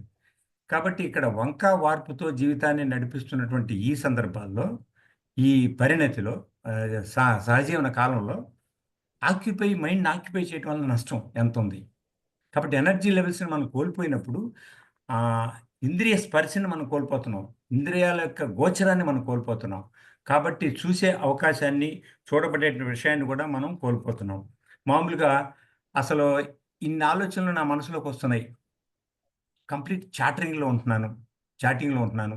అసలు ఏ టైప్ ఆలోచిస్తున్నాను నేను అనే సంగతి ఒక్క 5 నిమిషాలు మౌనంగా ఉండి, మౌనంగా ఉండి, ఆ తర్వాత లేచి తీసి నా ఆలోచనలు ఇప్పుడు ఎటు నడుస్తున్నాయి అనే విధంగా రాసుకుంటే మనిషికి తెలిసిపోతుందండి. ఆలోచనలు ఏ రకంగా ఉంటాయంటే, ఆలోచనలు సహజంగా ఎట్లా ఉంటాయి? మనకి వర్తమానంలో ఉన్నటువంటి సమస్యలు గానీ, గతాన్ని గురించి కొన్ని బాధలు గానీ, లేకపోతే ఆర్థిక ఇబ్బందులు గానీ, కొన్ని సంఘటనల పర్యవసానాలు గానీ, లేకపోతే కాంపిటీటివ్ వరల్డ్‌లో ఇంకా వెనకబడిపోయామన్నటువంటి దుగ్ధ గానీ, ఇవన్నీ గూడా మనకి వెనక వేధిస్తూ ఉంటాయన్నమాట. ఎంత సాధించినా ఇంకా సాధించాలనే తపన అనేది ఒకటి మనకు లోపల నడుస్తూ ఉంటుంది ఇన్నర్ కాన్సెప్ట్‌లో. అది బయటికి కనిపించేది కాదు. రామకృష్ణ గారు చెప్పినట్టుగా, జిడ్డు కృష్ణమూర్తి గారు కూడా చెప్పినట్టుగా, వృత్తిలో గాని, పనిలో గాని తనను తాను ప్రేమిస్తూ ఇన్వాల్వ్‌మెంట్ అయ్యేటువంటి వ్యక్తికి ఆటోమేటిక్‌గా ప్రగతి సాధ్యం. ఇది మంచి మాటే. కానీ ఈ ఐటీ కంపెనీల్లో గాని, లేకపోతే ఉత్తరోత్తర యువకులు గాని చేసే కంపెనీల్లో వాళ్ళ టార్గెట్లు పెడతారు. ఆ టార్గెట్‌లే వాళ్ళకి టార్చర్‌లుగా మారిపోతుంది. కాబట్టి ఇక్కడ బయట పరిస్థితులు ఇన్నర్ కాన్సెప్ట్ మీద, లోపల ఆలోచనల మీద బాగా డామినేట్ చేస్తుంటాయి. కానీ మనం ప్రక్షాళన చేసుకోవాల్సిన అవసరం మనకుంది. ఇవాళ రేపుల్లో 35, 40 సంవత్సరాల లోపల యువకులు పెద్ద పెద్ద ఉద్యోగాలు చేసేవాళ్ళు కూడా హార్ట్ అటాక్ గురవుతున్నారు. బయటికి చెప్పుకోవటానికి అలివి కానటువంటి తీవ్ర సంక్షోభానికి, టెన్షన్‌కి, ఎమోషన్స్‌కి గురవుతున్నారు. పులి మీద స్వారీ చేసినట్టుగా మనిషి జీవితం నడుస్తా ఉంది. అలాంటప్పుడు పులి దిగను లేడు, స్వారీని ఆపను లేడు. జీవన గమనం కోసం పని చేస్తున్నప్పుడు ఇట్లాంటి మెలకువలు సూక్ష్మంగా తెలుసుకోవాల్సిన ఆవశ్యకత ఉంది. దీని జోలికి రాకుండా మనసుని సంయమనం చేసుకునేటువంటి ఉపాయాన్ని ఆలోచించకుండా అంటే మందు మాకు తాగటం, లేకపోతే మాదక ద్రవ్యాల మీద పడటం, విపరీతంగా శాంతిని అనుభవించడానికి, నిద్రను అనుభవించడానికి ఒక తరుణోపాయాన్ని ఆలోచించుకుంటున్నారు. ఆ ప్రకారంగా యువత తప్పుదారిని కూడా పడుతుంది. కాబట్టి పడకుండా ఉండటానికి నిన్ను నువ్వు సంభాళించుకోవటానికి తగ్గ అవకాశం దీంట్లో చెప్తున్నాడు. ఏమిటి అనే దాంట్లో. మన కోసం మనమే టైం చేసుకొని ఇన్నర్ చాటింగ్ గురించి నోట్ చేసుకోవాలి. నోట్ చేసుకున్నప్పుడు రెడ్ పెన్ను, గ్రీన్ పెన్ను దగ్గర పెట్టుకొని సో చాటింగ్ మొత్తం అయిపోయిన తర్వాత మంచిగా లేని నెగెటివ్ దాన్ని రెడ్ పెన్‌తో పెట్టొచ్చు. పాజిటివ్‌గా ఉన్నదాన్ని గ్రీన్ పెన్‌తో పెట్టొచ్చు. రెంటిని సమర్థించాలని కాదు. కానీ మనం ఎటువైపు వెళ్తున్నాము అనే సంగతి మనకు గోచరం అవుతుంది దాని ద్వారా. సో, అయిపోయిన తర్వాత ఎవరిదంటారు చూడండి. ప్రతి ఒక్కళ్ళకి ప్రతి ఒక్క సమస్యలు వేరు వేరుగా ఉంటాయి మనకి. ఎవరి జబ్బులు వాళ్ళకే అన్నట్టుగా, ఎవరి డబ్బులు వాళ్ళకే అన్నట్టుగా, ఎవరి సమస్యలు కూడా వాళ్ళకి విలక్షణంగా ఉంటాయి. మనం ఒకదానితో ఒకటి చెప్పుకోవడానికి అవకాశం లేదు. అది ఆశకి, ఆకాంక్షకి లేకపోతే వీటన్నిటికి కూడా తార్కాణంగా నిలబడిపోతాయి. అప్పుడు మనం ఇది ఆశపోత్తనంగా ఉందా? ఆచరణ యోగ్యంగా ఉందా? సో, ఎక్కువ బడాయిగా ఉన్నట్టు అనిపిస్తుందా? నేను ఉద్వేగంగా ఆలోచిస్తున్నానా? పోటీ పడి ఇంకొకరి కోసం నేను మదన పడుతున్నానా? ఇవన్నీ ప్రశ్నలు కూడా మనకు ఉదయిస్తాయి దాంట్లో. దీన్నే సెల్ఫ్ అనాలిసిస్ అంటారు. దీన్ని మైక్రో అనాలిసిస్ మాదిరిగా ఆలోచించుకొని ఎవరికి వాళ్ళు చర్చించుకోవాల్సిన అవసరం ఉంది. ఒక సైంటిస్ట్ మాదిరిగా అనేది జిడ్డు కృష్ణమూర్తి గారు చెప్పినటువంటి బ్రహ్మాండమైన పాయింట్ అది. ప్రతి ఒక్కళ్ళు కూడా. అంటే అది తేలికైంది కాదండి. ఎందుకంటే మామూలు విషయంగా మనం మాట్లాడిన విషయాల్ని సగటు మనిషి వీటిని అప్లై చేయాలంటే వీలు కాదు. అందుకని దీనికి కూడా ఒక రకమైనటువంటి సంయమనం కావాలి. మనసును సంభాళించుకోవటానికి ఒక కుంభక ప్రాణాయామం లాంటిది. అంటే శ్వాసకి, మనసుకి అవినాభావ సంబంధం ఉంది గనక ప్రాణాయామం చేస్తూ నెమ్మదిగా కుంభకం చేస్తూ మళ్ళీ నెమ్మదిగా విడిచిపెడుతూ ఉంటే మానసిక ఆలోచన స్రవంతిని మనిషికి కొంచెం కట్టడి చేసినట్టు అవుతుంది. అదేదో సూత్రం కాదు, ప్రణాళిక కాదు. కానీ యోగులు పూర్వంగా చేసినటువంటి పద్ధతి అదే. జిడ్డు కృష్ణమూర్తి గారు కూడా తన దైనందిన జీవితంలో ఒక చిన్న చిన్న నడక, వ్యాయామంతో పాటుగా యోగాభ్యాసం కూడా చేశాడాయన. అందుకనే విషయాన్ని, సంఘర్షణని, కాన్‌ఫ్లిక్ట్‌ని సునిశితంగా గమనించగలగటం అనేది నిజమైన ఆర్ట్, నిజమైన యోగా అని ఆయన చెప్పారు. అట్లాగే ఈ యొక్క షణ్ముఖ ముద్ర లాంటిది ఒకటి పాటిస్తే సో, మన సెన్సెస్‌ని కళ్ళని, లేకపోతే చెవులతో వినేదాన్ని వీటన్నిటిని కూడా ఇన్‌స్టంట్ పీస్ ఆఫ్ మైండ్‌ని మనం సాధించడానికి అవకాశం ఉంది. దీన్ని మొట్టమొదటిగా మనం నడక మాదిరిగా అలవాటు చేసుకొని, దీనికి బానిస కాకుండా, ఏ గురువుకి దాసోహం కాకుండా, మనకు మనమే గురువుగా, మనకు మనమే శిష్యులుగా దాన్ని పాటిస్తూ నెమ్మదిగా వెళ్తుంటే, దైనందిన జీవితంలో కొన్ని నియమాలు, పద్ధతులు ఎట్లయితే ఒక జాబ్ సిట్యుయేషన్‌లో, ఒక కర్తవ్య నిర్వహణలో ఎట్లా చేసుకుంటూ పోతామో, ఆరోగ్య నిర్వహణ మాదిరిగా, ఆఫీస్ నిర్వహణ మాదిరిగా, ఆలోచనా నిర్వహణ అంటే థింకింగ్ ప్రాసెస్‌ని ఎట్లా పెట్టుకోవాలి అనేటువంటి ఆర్టు మనకి దీని ద్వారా నెమ్మదిగా అబ్బుతది చేసే వాటిలో. కాబట్టి ఒక మంచి దీనికోసం అన్నీ అంటాడు. ఆది శంకరాచార్య కూడా ఒకసారి చెప్తాడు. ఎన్ని మాటలు ఎన్ని చెప్పుకున్నా గానీ బయట విషయాలు, సమస్యలు, ఆలోచనలు మనల్ని ఎక్కువగా ప్రభావితం చేస్తుంటాయి. అందుకే మనిషికి తన పరిధిలో తానికి సత్సాంగత్యం అనేది అవసరం. ఒక మంచి పుస్తకాన్ని చదవటం అవసరం. పుస్తకాన్ని చదువుతూ ఉంటే పుస్తకంలో కాని విషయం, దుర్మార్గమైన విషయం ఉండదు. మంచి విషయాన్నే రచయిత కూడా ఏరి కోరి దాంట్లో పొందుపరుస్తారు. కాబట్టి ఆ పుస్తకంలో చదివినప్పుడు నీకు శాంతి అబ్బుతుంది. కొత్త విషయం తెలుస్తది. రామకృష్ణ గారు చెప్పినట్టుగా శాంతి దగ్గర నుంచి నువ్వు నేర్చుకోలేనటువంటి సరికొత్త విషయాన్ని కూడా నువ్వు నేర్చుకోగలుగుతావు. అదే ప్రగతికి మూల కారణం అవుతుంది. మనమే ఊహించనట్టుగా ఒక కొత్త ఆలోచన, కొత్త ఒరవడి, కొత్త స్ఫూర్తి మనలో వచ్చినా రావచ్చు. కాబట్టి ఆ ఆశ మీద కాకుండా ప్రశాంతతను నిలబెట్టుకునేటువంటి స్థితప్రజ్ఞత ధోరణితో మనం ఉండటానికి ఈ మెంటల్ బ్యాలెన్స్‌కి చాలా బాగా ఉపయోగపడుతుంది. మనం ఆయన చెప్పినటువంటి సూక్తి అని కూడా, సత్సాంగత్యం కూడా. సో, వీటన్నిటిని చూసుకుంటే ఇంకొక విషయం, ఎన్నో సార్లు నా మనసు పరిపరి విధాలుగా పోతుంది అనుకుంటాం. ఏ పని చేతిలో లేనప్పుడు, చేతిలో పనిని సవ్యంగా చేయటం చేతగానప్పుడు, అది పెద్ద సంక్షోభంగా మారి గుదిబండగా మారిందనుకున్నప్పుడు, నా పనే నాకు నచ్చలేదనుకున్నప్పుడు, జీవితం, మనిషి, బ్రతుకుదెరువు అంతా కూడా ఘోరంగా ఉంటుంది. చేతికి అందిన పనిని, చేతికొచ్చిన అవకాశాన్ని ఒక మహదవకాశంగా భావించేసి, ఇది నాకు సంబంధించిందా? కాదా? అని కాదు. దాన్ని లక్షణంగా పూర్తి చేయాలనే ఉద్దేశ్యం ఎప్పుడైతే మనం ఇన్వాల్వ్‌మెంట్ అవుతామో, అంటే పూర్తిగా ఏమంటారు త్రికరణ శుద్ధిగా మనం ఇన్వాల్వ్‌మెంట్ అవుతామో, తెలియకుండానే మనకు చెడు ఆలోచనలు గానీ, అపసవ్య మార్గాలు గానీ, నెగెటివ్ థాట్స్ గానీ, ఎమోషన్స్ గానీ రావు. కాబట్టి నచ్చిన పనిని, నచ్చని పనిని కూడా ఇష్టపూర్తిగా మనిషి చేసినప్పుడు దాంట్లో ధన్యత ఉంటది. దాంట్లో మేలుకొలుపు ఉంటది. దాంట్లో ఎక్కడ పరధ్యానానికి అవకాశం ఉండదు. ఎంతో ప్రశాంతత ఉంటది దాంట్లో. దాంట్లోనే ప్రగతి ఉంటది. అదే చెప్పాడు. Love your profession, love your work, whatever you are handling. That itself is a great. Of course జీవితంలో ఆశలు ఉండకూడదు అని మనం అనుకుంటాం. కానీ ఆశయాలు మాత్రం ఉండొచ్చు. గొప్ప గొప్ప సైంటిస్టులు, శాస్త్రవేత్తలు వీళ్ళందరూ కూడా ఏదో ఒక ఆశయం పెట్టుకొని దానికోసం కృషి చేశారు. అది ఆశ కాదు. అట్లాగే సగటు మనిషి కూడా ఆ వృత్తిరీత్యా, తన చేతిలో ఉన్న పని రీత్యా దీంట్లో ఒక మంచి ప్రమాణానికి, మంచి ఏమంటారు ప్రగతికి సంబంధించినటువంటి కొత్త విషయాన్ని కనుక్కోవాలి అనే ఉద్దేశ్యం మీద కొంత తపన పడితే, అది సమాజాన్ని ఉద్దేశించి చేసింది కాబట్టి దాంట్లో ఘర్షణ ఉండదు. ఎమోషన్స్ ఉండవు. కాన్‌ఫ్లిక్ట్స్ ఉండవు. కాబట్టి ప్రశాంతంగా వర్క్ చేస్తూ ముందుకు పోతారు. అదే ప్రగతికి మూల సూత్రంగా మిగులుతుందనేది ఆయన చెప్పిన విషయం. Okay. Thank you so much. నాకు అర్థమైన మటుకు. Thank you sir. Thank you doctor గారు. నమస్తే. Thank you. సో, ఇంకెవరు కొత్తవారు ఎవరు మాట్లాడతారండి?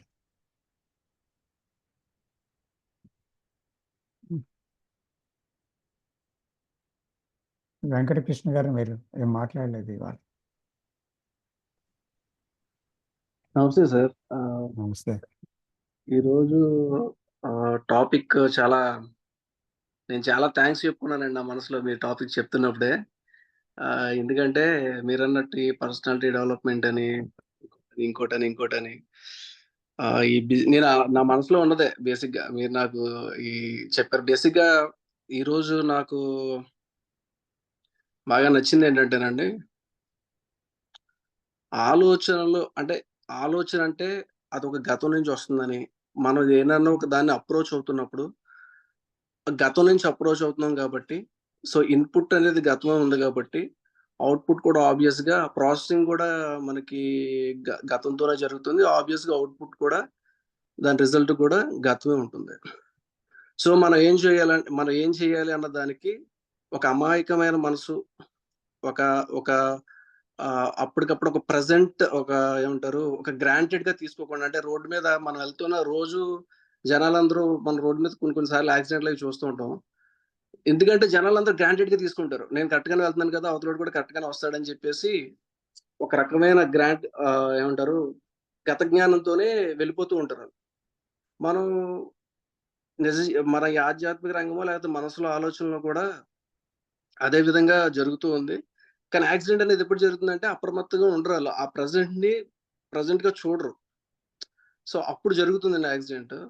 సో, ఇప్పుడు మన ఈ ఆధ్యాత్మికలో కూడా చేయాల్సింది అదే. మనం ప్రతి క్షణం మన మనసులో వచ్చే ఆలోచనలు పెద్దలు కొంతమంది ఇప్పుడు ఎగ్జాంపుల్స్ చెప్తూ మనం వ్యాయామం చేయాలనో, లేకపోతే యోగా చేయాలనో, ఇంకోటనో కాకపోతే నేను అనుకోవడం ఇవేమీ అవసరం లేదు.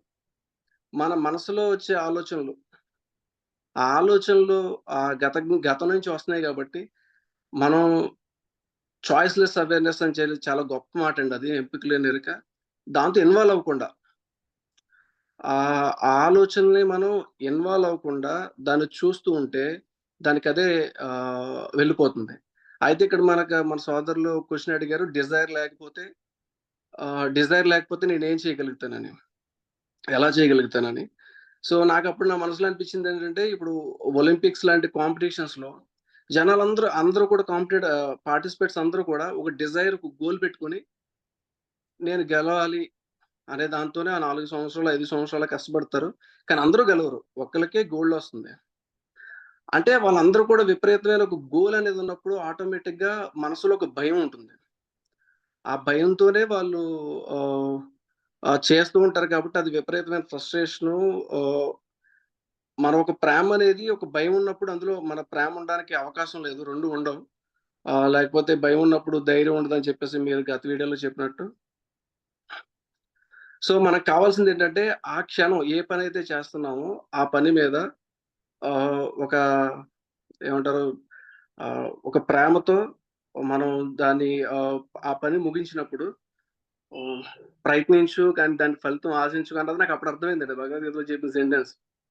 అంటే ఒక రిజల్ట్‌ని మనం మైండ్‌లో పెట్టుకొని నేను ఈ పని చేస్తే నాకిదొస్తుంది అంటే గనక మనం చేస్తున్న పనిని ప్రేమించడానికి అంత ఆస్కారం లేదండి. అందుకే ఇప్పుడు ఐటీ కంపెనీస్ ఎగ్జాంపుల్స్ చెప్పినప్పుడు కూడా మంత్ ఎండ్ ఏదో ఒక సాలరీ గురించో లేకపోతే సాటర్‌డే లేకపోతే ఫ్రైడే నైట్ ఈవినింగ్ ఎప్పుడొస్తది, సండే ఎప్పుడొస్తది నేను కూడా కొన్నాళ్ళు వర్క్ చేశాను కార్పొరేట్‌లో. వర్క్ చేసినప్పుడు మ మనసంతా ఇలాగే ఉంటుంది. ఫ్రైడే ఈవినింగ్ ఎప్పుడొస్తది? సాటర్‌డే, సండే అబ్బా! సండే చక్కగా నిద్రపోవచ్చు. లేకపోతే ఏదో సినిమాకెళ్ళొచ్చు. గ్యాప్ వస్తుంది అని జెప్పేసి లేదా మండే వచ్చిందంటే చాలా విపరీతంగా లేవబుద్దెయ్యదు. ఆఫీస్‌కెళ్ళబుద్దెయ్యదు. అంటే మన గోల్ ఏదో ఒక ఎండ్ రిజల్ట్ మీద ఉంది. ఏదో సాలరీ క్రెడిట్ అవుతుంది. మనం ఈఎంఐస్ పే జేయాలి. లేకపోతే నేనేదో కమిట్మెంట్స్ పెట్టుకున్నాను. మైండ్ అంతా ఒక గోల్ మీద వెళ్ళినప్పుడు ఆ ప్రెజెంట్‌ని ఎంజాయ్ చేయడానికి మనం దాన్ని ప్రేమనేది లేదు. అంటే ఏదో ఒక ఉద్దేశ్యం పెట్టుకొనున్నాం కాబట్టి దాన్ని ఎంజాయ్ చేయలేకపోతున్నామేమో. సో, మనం ఇవన్నిట్లికి ఒకటే మ ఏమీ అవసరం లేదు. నేననుకోవడం ఈ క్షణాన్ని నేను నమ్ముతున్నదేంటంటే, మన ఆలోచనలు మనం చూడగలిగే శక్తి మనకుందా? మనం ఏదన్నా ఒకవేళ దేవుడిని బె భగవంతుడనేవాడు ఒకడుంటే ఆయన్ని మనం నమ్మాల్సొస్తే, మనం ఏమైనా ఒక కోరుకోవాలనుకుంటే మనం అడగాల్సింది ఇదే ఫస్ట్. నా ఆలోచనల్ని నేను చూసి తక్షణమే నా మనసులో నాకొక ఆలోచన రాగానే, దాన్ని చూడగలిగే శక్తి నాకివ్వి అని చెప్పేసి మనం దేవుడిని కోరుకోవడంలో దాని మించి ఇంకేమీ అవసరం లేదన్నది నా భావనండి. సో, ఇదొకటి అర్థమైతే ఇంకా మనకి అర్థం అవ్వడం కాదండి. ఓకే. ఆబ్వియస్‌గా అర్థం అవ్వాలి ఫస్ట్ ఏదైనా ఫాలో అవ్వాలంటే. దాన్ని ఇంప్లిమెంట్ చేయగలగాలి. మేము కరెక్ట్‌గా 2 వీక్స్ బ్యాక్ మీరు నాకు ఒక చర్య ఏదన్నా ఉంటుందా అంటే, అతి ముఖ్యమైన చర్య ఏదైనా ఉందంటే ఇదే అని చెప్పేసన్నారు. నేను చూస్తూ ఉన్నాను. బైక్ డ్రైవ్ చేస్తున్నా గాని నా ఆలోచనలో చాలా సార్లు ఇన్వాల్వ్ అయిపోయాను నా థాట్స్‌తో. అంటే ఆ థాట్‌లో వచ్చిన కాన్‌ఫ్లిక్ట్‌లో నేను చాలా మందిని చంపేసాను గూడా. అంటే అంత కోపం. అంటే అది ఇన్వాల్వ్ అయినప్పుడు మల్టిపుల్ అయిపోతూ ఉంటుంది. అది ఫైర్ ఒక ఒక మండుతున్న అగ్ని మీద ఒక పెట్రోలో లేకపోతే ఒక నెయ్యేస్తే ఎలా ఆజ్ఞ ఎలా వెలుగుతుందో అలా వస్తుంది. అంత కోపం లోపలే మన మనసులోని పైకేమి ఉండదు. చూడడానికి పైకి నార్మల్‌గానే ఉంటాం గానీ లోపల అంతా కాన్‌ఫ్లిక్ట్ అండి. అది కోపం గావచ్చు, బాధ గావచ్చు, ఏదైనా గావచ్చు. కాకపోతే నేను అబ్జర్వ్ చేసింది అలా చూస్తున్నప్పుడు చాలా సార్లు నేను సక్సెస్ అయ్యాను. చూడగలిగాను. అది ఒక అనుభూతి చెప్పలేము ఎవరికాళ్ళు అనుభూతి చెందాలో అది చాలా తేలికగా, హాయిగా ఉంటుందండి అది. ఒక గతం అనే భారం లేనప్పుడు అది అనుభవించాలి ఎవరికాళ్ళు. దానికోసం ప్రయత్నం జరగాలి. ఆహ్, ఇది sir. Thank you. Thank you. Thank you అండి. సో, ఎవరండి 'జై వైభవ్' అని ఉంది ఎవరు? కొత్త 'జై వైభవ్' నమస్తే సార్. నేను శివ గారి వైఫ్‌ని. ఎవరండి? శివ శివ గారి వైఫ్ అండి. నమస్తే అమ్మ. నమస్తే. నమస్తే అండి. అదే. మా వారు అటెండ్ అయ్యారు. సో, అంటే ఓహ్! ల్యాప్‌టాప్ అవసరం వచ్చి మా అబ్బాయి తీసుకున్నాడన్నట్టు. సో, తర్వాత నా ల్యాప్‌టాప్‌లో అటెండ్ అయితే నా పేరొచ్చిందన్నమాట. ఓహోహో! అలాగా. అదే మీరు కొత్తవాడేమో అనుకుని చేసా.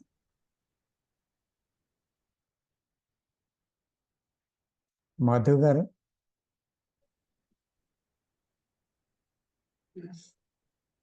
హలో నమస్తే సార్. ఆ, నమస్తే అండి, నాగరాజు నేను నారాజు మాట్లాడుతున్నాను. చెప్పండి. సార్, హీలింగ్ గురించి చిన్న డౌట్ సార్. ఇప్పుడు మామూలుగా చాలా మంది ఉపన్యాసాలు చెప్పేటప్పుడు మామూలుగా హీలింగ్ ద్వారా ఇలా డిసీజెస్ వచ్చిన వాళ్ళకి తగ్గించాను అది ఇది అని చెప్తూ ఉంటారు. ఈ హీలింగ్ అనేది అలా తగ్గించడం ఎంతవరకు నిజం? సో ఆ హీలింగ్ పొందిన వ్యక్తులు ఎలాంటి శక్తులు అనేవి వస్తాయి? ఒకవేళ వస్తే అతను వాటిని ఎలా ఉపయోగించుకోవాలి అనేది చిన్న డౌట్ సార్. అది ఒకసారి సైంటిఫిక్ గా ఒక ఎగ్జాంపుల్ తో చెప్పగలరని అనుకోండి.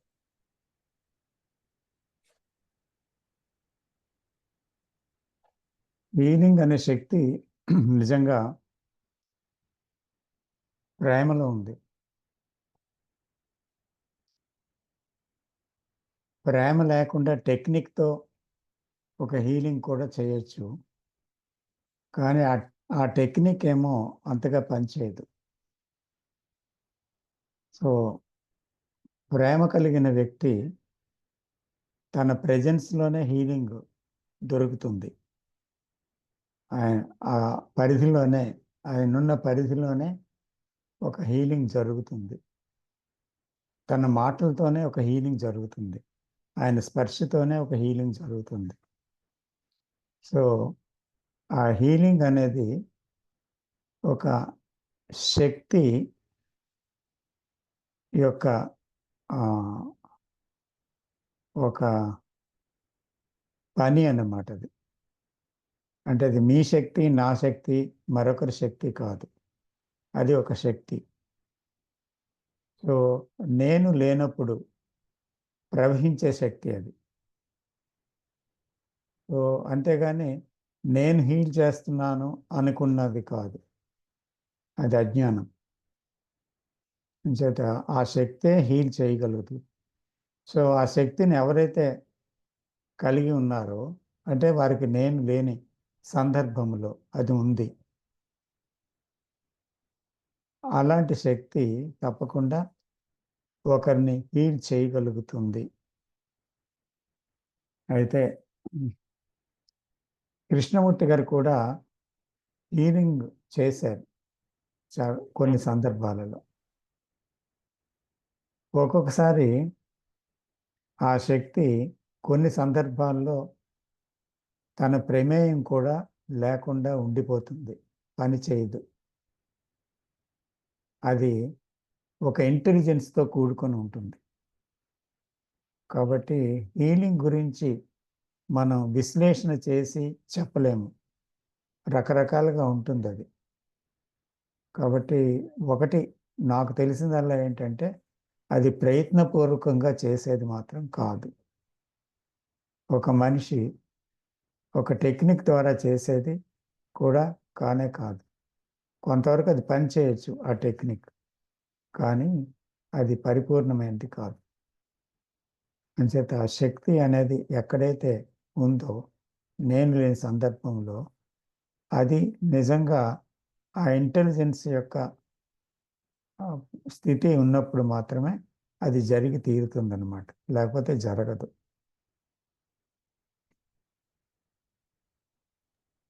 అంటే సార్, అది అవుతుంది అవ్వదు అని రెండు ఆప్షన్స్ ఉన్నాయా, లేదంటే ఖచ్చితంగా జరుగుతుంది అన్న ఓన్లీ వన్ అండ్ ఓన్లీ ఖచ్చితంగా ఒక ఆప్షన్ జరుగుతుందనేమి లేదు.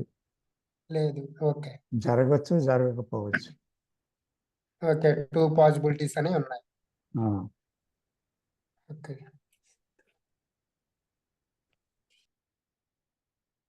సార్, శక్తులు వస్తాయా లేవా సార్? అంటే పొందగలడా లేడా? వ్యక్తుల అదొక్కటే. గురించి మాట్లాడదు జ్ఞానం, ఓకే. ఎప్పుడూ మాట్లాడదు. సెల్ఫ్ అడుగుతుందా ప్రశ్న. డబ్బు వస్తుందా రాదా, కీర్తి వస్తుందా రాదా, శక్తులు వస్తాయా లేదా. ఆధ్యాత్మికతకి శక్తికి సంబంధం లేదు.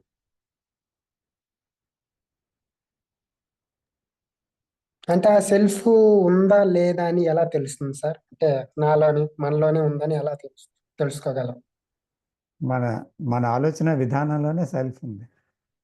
సెల్ఫ్ ఎక్కడుంది? బయట ఉందా? నేనేంటి ఆలోచిస్తున్నానో, ఆలోచన విధానంలోనే సెల్ఫ్ ఉందో లేదో మనకే తెలుస్తుంది.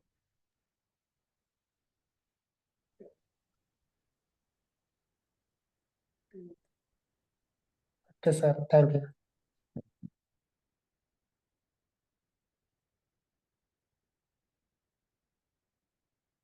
ఇంకా 4 నిమిషాలు టైం ఉంది. కొండలరావు గారు. కొండలరావు గారు హ్యాండ్ రైజ్ చేశారు.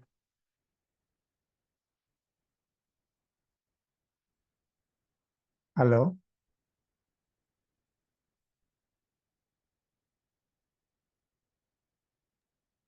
సార్ తను మ్యూట్ లో ఉండి మాట్లాడుతున్నట్టుంది. మ్యూట్ తీసేశారు.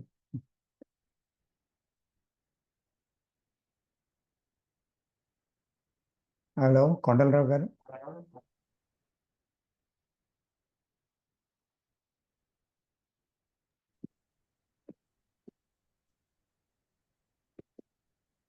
శక్తులు ఉండేది అని తెలియదుగా.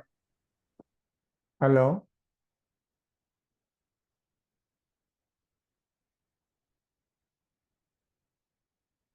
సో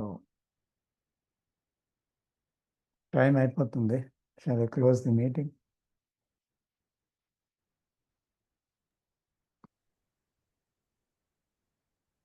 సార్ ఇప్పుడు మాట్లాడిన టాపిక్ లో మైట్ బి అది ఆన్సర్ చేసే ఉంటారు, కానీ మళ్ళీ నాకు అడగాలనిపిస్తుంది sir. So thank you everybody.